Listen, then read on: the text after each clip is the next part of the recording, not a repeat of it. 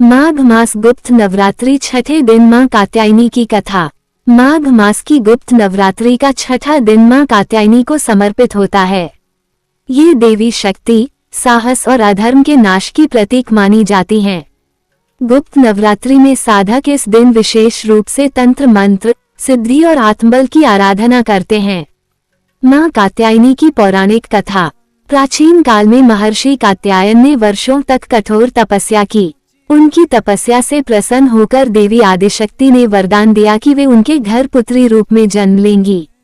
इसी कारण देवी का नाम कात्यायनी पड़ा। उसी समय महिषासुर नामक राक्षस ने देवताओं पर अत्याचार कर रखा था। देवता त्रिदेव ब्रह्मा, विष्णु और महेश के पास पहुँचे। तीनों के तेज से एक दिव्य शक्ति प्रकट हुई। वही शक्ति मां कात्यायनी के रूप में अवतरित हुई।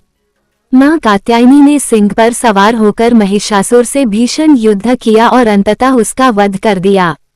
इस प्रकार उन्होंने धर्म की रक्षा और अधर्म का नाश किया।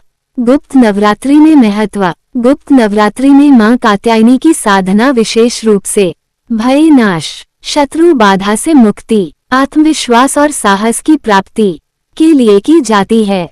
तांत्रिक साधक इस दिन गुप्त मंत्रों का जाप करते हैं।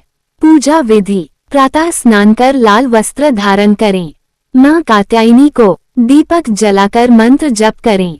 ओम देवी कात्यायन्यै नमः। कथा से शिक्षा। ये कथा हमें सिखाती है कि सच्ची तपस्या और विश्वास से असंभव भी संभव हो जाता है और अधर्म कितना भी शक्तिशाली क्यों न हो, उसका अंत निश्चित है।